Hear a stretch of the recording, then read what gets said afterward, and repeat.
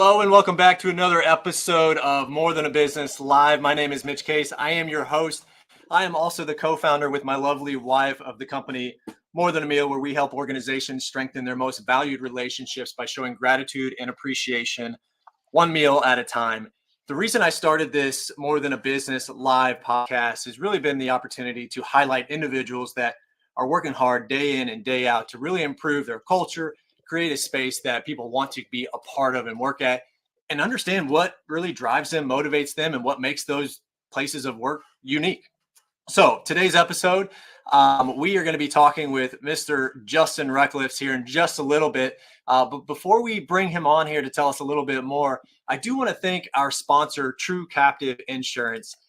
True Captive has been a great partner of ours that helped us get started, and they believe in healthcare that is personal and insurance that is not complicated. So if you do want to learn a little bit more about their unique captive healthcare program, go ahead and reach out to them at truecaptive.com. If you can't find that, you can find me on LinkedIn. I'd be happy to get you connected with that. So we're going to be coming to you every single Thursday at 3 p.m. Central Time. So make sure you're able to tune in every single week to learn some maybe tips and tricks on some of these really, really amazing leaders in our community, both in Kansas City and maybe outside of Kansas City as well. But without further ado, I'm going to go ahead and bring Justin onto the show. Justin, welcome to the show, man. Hey, man. What's up, Mitch? Thanks so much for having me on. Yeah, you bet. You bet. I know we just kind of talked about like life is crazy right now with kids being sick and everything. So we're going to bring our whole selves to this. I maybe only have 20% of myself today. So we're going to try and keep it chugging along right now. But go ahead and tell us a little bit about Guild Collective. What makes, not necessarily what makes you guys unique, but tell us a little bit about what you guys do and a little bit about yourself for our audience. Sure, man. And first, like the 20% you bring is a beautiful part of it. And I know you're in the middle of sick kids, and you're in that season of life where it's like, holy smokes, this is something. They don't give you that playbook when you have the newborn feel. So that's a fact. The rest of us can cover your Facebook and Instagram to this right now, but behind me, there is some shambles going on, man. Well, and I think it segues right into our business. I think shambles is real for lots of people, myself included. I think the full human experience is something that folks don't either want to address lots of times, or maybe don't have the skills or the know-how to. So to answer you directly, Guild Collective, we're almost 7-year-old marketing agency. Is kind of the place you can put us in the industry map, so to speak. Yeah. And we're on this weird quest to help brands, and what the phrase we like to use is human first brand building, where of course, like, companies have things to sell and products to offer, and nobody's being mean, but they don't really care about that. Our business included, nobody really cares about the stuff we sell. They care about themselves, they care about their life, they care about the shambles and the spectacular things that are going on with them. Yeah. And so anyway, we're an 11-person team, KC based. And we're on this kind of weird limb of the tree that we're going, hey, we think companies have beautiful stories to tell. They most of the time struggle with the most effective way to do that. And it all for us ties back to the humans that they're on the path with, whether that's their own internal culture, which we think brand building always is an inside job first. Mm-hmm. So it's an internal message as well as the external message, and those two things come to life in a variety of ways: websites, videos, marketing campaigns, all that stuff. But anyway, in its most concise form, we're human first brand builders. Let's go. Well, tell us real quick about like you and your role in the company. I will be mindful of my own shambles and meandering here, but my wife and I have been married 20 years. She is a saint. I would be a very difficult person to be married to. She's a wonderful human. Her name's Brooke. We together have 5 children. Our oldest is a sophomore in college. Our youngest is in 6th grade. 4 girls, 1 boy. And they're most certainly like my why and why this thing exists in the first place. And to answer you directly, sounds weird to say, it's like I'm the founder and CEO of Guild Collective, but like functionally, my work life is focused on how to vision cast for our team and for our clients, and hopefully grow this little thing that we're building together. Yeah, yeah. All right. Well, I appreciate you being honest in that. I have always felt weird saying like founder or CEO, and I'm like, yeah. Sometimes it's like it truly is like chief everything officer in that spot where Yeah. it feels weird with all the different titles and everything, but it's just whatever needs to be done is what I'll do. Do I enjoy the big picture? Of course. Yeah. It's your baby. You want to be a part of that, Yeah. but when it comes down to the day to day, that changes often. So, For well, sure. let's jump into more of the impact story. So, what's something that either you or Guild Collective has done to have a direct impact on whether it's a team member or it could even be a client or a community member? Well, this hopefully will connect really deeply to you because you're involved, actually. And when I got your question, I was like, "Oh, I can't wait to tell this story because Mitch is involved." Okay. So on Wednesday, October 18th, I was on the way to a meeting, and my wife texted, and she's like, "Please call me. Papa is in the hospital." That's her dad, our kid's grandpa on her side. Hmm. And so I call her instantly. I'm like, "Hey, what's up? Like, I'll clear the deck. What's going on?" And she's like, "Hey, mom had to rush dad to the hospital." Anyway, he's good. Thank God. All is well. He's home and recovering. Okay. But in that moment, he's 79 years old. We're seeing the like fragility of life kind of play out. The 40s are Yeah. weird where you start to get to see this stuff happen with your parents, right? And anyway, long and short, go to the hospital, make a call to Rachel, who's our COO at Guild. And I was like, "Hey, this is what's going on. Like, I can't go to these meetings or whatever. Can you cover?" She's like, "Of course. So sorry." Later that afternoon, I get an email from More Than a Meal. And I'm like, "Oh, this is pretty dope. Like, I know these guys." And my birthday, this is not self-serving. My birthday was the next day, October 19th. And we are like weirdly wonderful at gift giving at our place. We kind of like make competitions of it. And so I was like, "Oh, damn, that's really cool. They sent me an early birthday present. They know we have 5 kids." And so it was the mac and cheese and the dang it, it's the sausage tortellini deal. Oh yeah, So good. sausage tortilla. Ooh, yeah. Anyway, so we get 2 meals. I was like, "Oh man, that's so thoughtful." And I send a note in Slack to our team. I'm like, "Hey, thanks so much for the birthday present. That's amazing." And Chelsea on our team, who's like kind of the chief gift giver, she's like functionally responsible for some of that stuff. Okay. She's like, "Hey, that actually isn't the birthday present. That was because you guys are going through a weird time with your father-in-law being in the hospital." And I'm just like, "Oh, like that's talk about shambles. When people are in shambles, lots of old school traditional business model is like, hey, leave that at the door. You're here to produce, and you're here to be part of this machine to make me or whoever more money." And we've seen it come to life. And honestly, that impact story was about me. It impacted me. It was like, oh my gosh, I could Wow. text Brooke and say, "Hey, meal's covered." Our team cared enough about what we're going through, not only to like functionally cover the meetings and make sure the thing kept rolling, but like to care for our family in a weird and scary time was really wild. So thanks to your team for helping making that day a little bit more, a little less terrifying and scary, Man, well, yeah. I mean, sorry to hear the challenges, but great to hear that he's on the mend, your father-in-law. But yeah, well, I mean, this is definitely not a self-promoting question that I asked there, but this is the first time I've heard anybody like a unique space where obviously like I wanted to bring you on just from your experience and knowing from our early conversations, like truly you're a different leader that I resonate a lot with. And the fact that we could be a small part of that, I handwrite most of the notes that go into those. So I understood that there was something going on, but I don't know everybody's situation. But it is, selfishly, like it is a driver for me to continue to, go through those ups and downs days when I get to see the impact. And I don't always get to hear about it. So I appreciate you sharing that too, because, it does motivate me and picks me up on days that are tough like this. Yeah, and man, quite literally, like it was more than a meal for us, right? Like it was more than the mac and cheese was great, especially with the bacon sprinkled on top. Like can't go wrong with the bacon.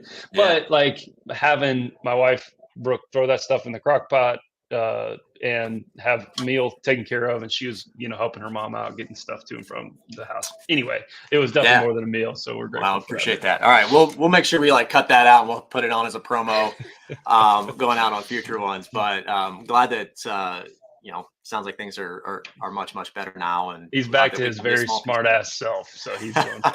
There is something about those father-in-laws, like, whoo. I've got one that he is the most caring, loving papa there is around, but you can't help but laugh sometimes. He is 100%. Just a goofy dude, but I love that, man. Well, let's transition a little bit more into, let's talk more Guild Collective. Like, the fact that was a gift for the reasons why you guys were going through what you're going through and not just a birthday. To me shows, that's leadership from top down and something that's different. So, you as that leader, but Guild Collective, like, what is it that makes you guys more than a business? Yeah, it's such a good question, man. I appreciate you exploring this stuff with folks. I don't know if my answer is like right or whatever. But for us, we think work matters. We think work shouldn't be just like, hey, wait till 5 o'clock on Friday to like live your life. Work. And what's true is like work shouldn't be your life. I've been in a season where work was identity and all consuming in the sense of like, oh, this is who you are. So we don't believe that. We don't believe work is who you are. And like when you can be not only allowed but encouraged to bring your whole humanity to a place, things get better also. And a line I rip off from my friend John Hoffman, who runs the Liberty Chick-fil-A, he says care and commerce can coexist. And of course, Chick-fil-A is like the beacon of like, hey, you can be really weird and caring and loving on people and make a bunch of money. Both are true. They don't have to be like mutually exclusive. That's like in the vein of what we're after for our own team first. And the kind of weird, bizarre idea is like, hey, can we make this the coolest job anybody's ever had? We're not delusional to think we're like a family in the sense of a family unit. We're a team. Like we have work to do and things to accomplish and like projects to bring to life and clients to make happy. But like that starts with us, right? Like we have to be a orchestrated team with like actual accountability and real processes and real procedures. And Rachel Burnett on our team deserves all the credit for that stuff, and Chelsea and others. But in any event, I'm not process guy, as you can tell by my meandering. So it's an inside job first of like, hey, we're not delusional to think everybody will retire here. But I look back on a job I had with this company called Learfield, and those years I was there, they were fond memories, and I built deep relationships and like did some stuff and made money and all that stuff. Yeah. So that's kind of like one side of the heartbeat, as we call it, and the other side of the pulse is how. And this is kind of bizarre, but like, how can we not only deliver like cool products and services and like make pretty logos and make websites that work and build marketing campaigns that sell the company's stuff, right? Like that's kind of low bar. Like you better be able to do that if you're a marketing agency and have an actual business. Not going to last very long. Yeah. Right. And so then beyond that is like this weird quest we're on to like blow someone's mind in the client experience. And what there's lots of like wonderful people who teach on this stuff.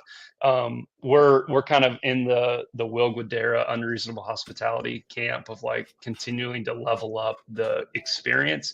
And I'll give you one really quick example because about 50 come to mind. Yeah. But last night or 2 nights ago, we have a client, National Beef. Marcy Johnson is our truck contact. She's the best. And she.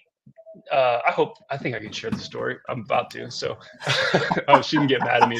You let me know. We can. She is incredibly generous and like on a call, just like a normal status call for a project we're working on. She's like, "Oh, hey, by the way," and she just stated that she and her husband serve the homeless meals on Sundays after church, and it's been their thing since COVID. Yes. And I'm like, damn, that's really cool and generous and neat. And then later that night, Courtney on our team, who leads that relationship for us, texts me and she's like, hey, before Marcy comes into the office for this other meeting we're going to have, are you cool if I spend 50 to 75 bucks of our client entertainment budget to go buy hats, gloves, and socks and trail mix at Walmart so that I can give it to Marcy, not because Marcy needs more stuff, but because she's going to go give this stuff away on Sunday to the homeless community.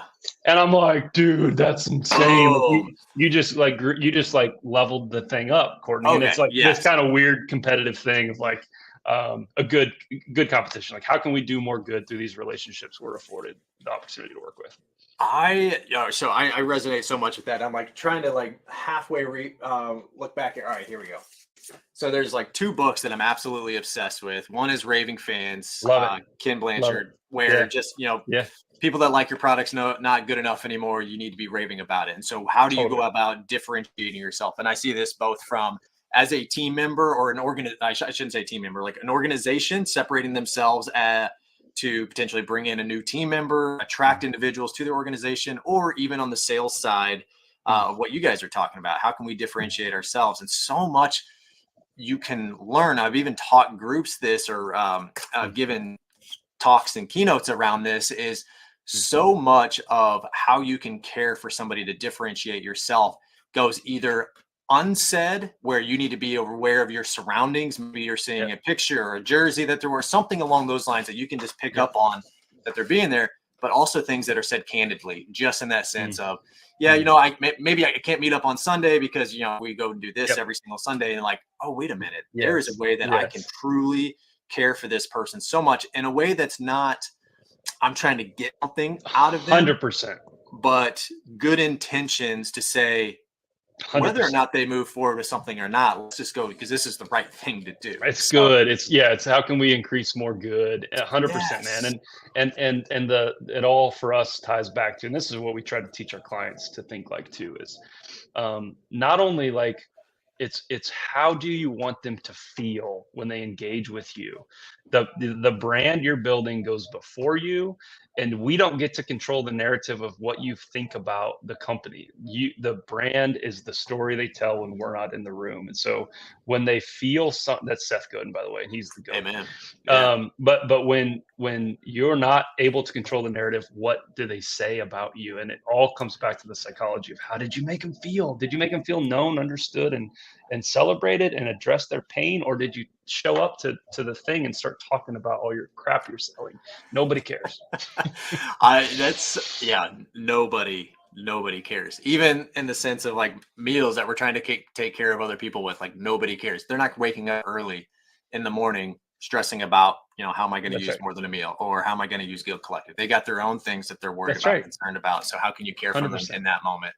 Well, we could literally talk 30 minutes on that, and maybe we will sometime soon. But let's start diving into you, man. Like, what continues to motivate you to show up every single day when maybe it's not the best, you're not your best self that day, but we're blessed to be able to serve the people that we get to serve on our team. So what continues to motivate you day in and day out? I smile because I think of your 20% shambles comment. It's like, there's a lot of days, especially if you're kind of on the hook, building the thing, like being the entrepreneur, taking the swing, doing the whatever, is like, there's a lot of 20% days. And there is a lot of days where you're like, I don't know, man, like I'm scared. I'm uncertain. I think the vulnerability and the bravery required to just keep going and persevere is rooted, for me at least, in the way I kind of phrase it, I think in my mind is like my affections for my family, my affections for our clients, and my affections for the team is like those carry through some dark days. And like bigger than that, it's like faith and other stuff, but like but like the functional, like, all right, man, there's old version of me would have looked to someone else to like solve the problem or blame. New version of me that I'm very much like, I got a long way to go and a lot of work to do. New version of me like looks around and is like, they're looking to me for some answers. Like I got to lead and be brave and be honest and be open and be vulnerable if I'm an idiot and screw it up. Like all of those things are kind of true. So anyway, I think like in a somewhat of a tight sentence is like, the affections of my soul kind of buoy the waves. It's like, no, we're still above water. Some days are really scary and I feel like we're gonna drown, but like that blue sky of the deeper desires are kind of what carries the tough days, at least for me. Yeah, well, I appreciate you sharing that too, because like I'm sitting there smiling and laughing because it's you have some of your highest highs and lowest lows kind of Oh, come dude. through, and that can literally change within a hour. I remember not getting a project, and then an hour later we got a project. Mhm. So I was at the extreme low and the extreme high within 60 minutes. It was Dude, it's psycho. It's like a legitimate psycho experience. Like you can't. It's like having a kid. It's like it's cute in the hospital, then you take it home. It's like, what do I do with this thing? yeah, here's life. It's coming at you right Yeah, now. yeah. Um, on those days, you kind of alluded to, and I'm asking you this question without Mm, prepping you for it whatsoever, but like you being the one for the answers. And then sometimes, we aren't really the ones that are going to have the best answers. How do you go through mm, those times when you like your team members are looking at you and, we need an answer, Justin, we need an answer. And maybe sometimes the right answer is not your answer. Like, how do you build a collaborative space, a safe space to one for you, for them to recognize your mm, vulnerability and saying, I might not have the best answer. What are like, mm. yeah, tell us maybe some of those types of situations maybe you've done as far as building that collaborative approach. Rachel, our COO, she probably gets annoyed more than she enjoys working with me. But one like, and it's fun because she's now I doing the love it. same thing. But like when I'm met with a question or like, hey, make this decision, almost every time, sometimes my like ego will get involved and I'll feel like I have the right answer or whatever. Most of the Yeah. time, at least I'm intentional and I'm conscious and I try to listen and understand what they're saying and be like, I'm not really sure. What do you think? It's so simple, but like giving them some shared responsibility, giving them the empowerment and the clarity to make a decision. Like I tell them I tell our group all the time, I make way more mistakes than anybody else here, 100%. Mm, And like giving them the freedom to fail, giving them the freedom to try, giving them the like the ownership hook of like, I got to make the call here. And of course, on like huge things like hiring somebody, firing somebody, that kind of stuff. Like, of course, I'm going to have a very clear and strong opinion. Doesn't mhm. mean I'm always right, but like the mindset for me is curiosity. Yeah. And I just reflect back on my old bosses, and it's like I'm kind of a bad manager, so like I don't really know what to do here. But like, what do you guys think we should do? And the leaders in my life who asked me questions and gave me a voice are the ones that I hold the fondest affection towards. Yeah. Um, so anyway, I think like the practical reflex is like it's it can be used to manipulate for sure, but that's not my intention. The Yep. the the Yep. posture is like turning it back to them. Like, I don't really know. You're closer to it than I am now. So like, what do you think we should do? And to see that like kind of saturate through, we're not a big team, we're 11 people, but to Yeah. see that saturate through the organization where people then care enough to like bring ideas and Well, solutions to the table, and like instead of right. relying on some one bottleneck person to make the decision. Like that's kind of how we're doing it.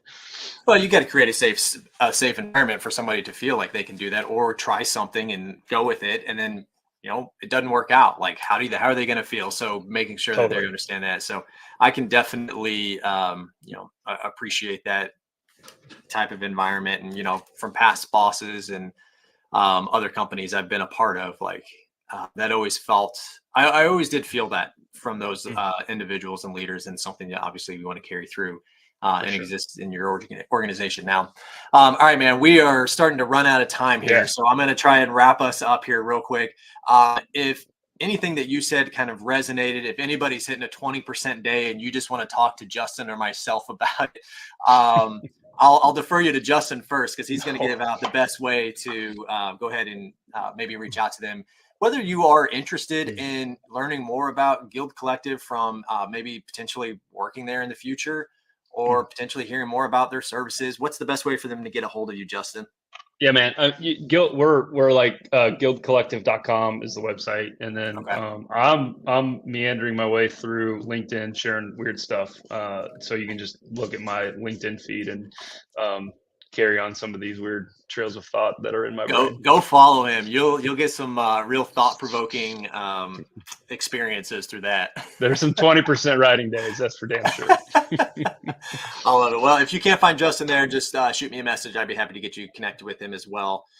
Justin, man, I'm so appreciative of you taking the time, dude. You too. To do this. You too. Yeah, I appreciate that. I do.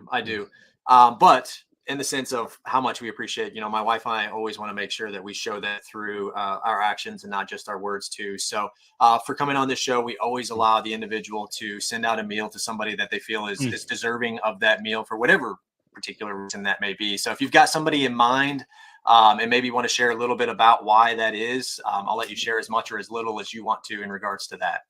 Well, don't invite me to share much because I'll overextend my welcome here on time. I'm watching your clock. I'll be brief. I will share one gentleman. His name's Rocco Mazzella. He's the founder of Venue Smart. They're a client of ours. He's a friend. He and I were colleagues back in the day at the Chiefs. He is a paraplegic. Rocco, forgive me if I said that wrong. He's in a wheelchair. The dude is he's an absolute gem of a human, and he cares deeply about the client experience. Today is his 50th birthday. Let's go. Happy birthday, Rocco. Let's send him some sausage tortellini or something if you guys Hey, we'll let him pick it, but we'll make sure to get that out to Rocco. And sweet. Yeah, gotta love another Scorpio running around. Are you a Scorpio? Are you close enough? I'm Leo, I think. You're Leo? Okay. Yeah. November. I'm bad on that. I need to know that. Okay. My wife, it's one of the first questions my wife asks anybody.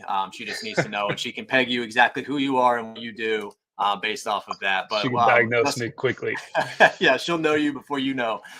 I appreciate that. What we'll do is we'll connect offline and make sure we can get that out to Rocco and celebrate that with him. So, Justin, man, again, appreciate you coming on the show. For those of you guys that are continuing to be on here 27 minutes down the road here, make sure to tune in every single Thursday at 3 p.m. Central Time. We're going to be coming to you with just amazing leaders inside of Kansas City and outside of Kansas City. Next week, we have Dennis with the Miller Group coming in. He's got a unique perspective in his role within the Miller Group that can really talk about what it looks like from an engagement side, benefits side, all the different ways that you can truly create a unique experience for your team members to help with retention and attraction. So make sure to tune in next week with that. Justin, you have any last words you want to say? No, man, just keep up the great work. We appreciate what you and your team have done, and we've started to weave your services into our client gifting strategies, and appreciate all. Hope you guys get on the mend with your family, and thanks for making time today, my friend. Yeah, we will get there. So definitely appreciate that too, Justin. So tune in next week. Appreciate your time, and until next time, we'll see you later.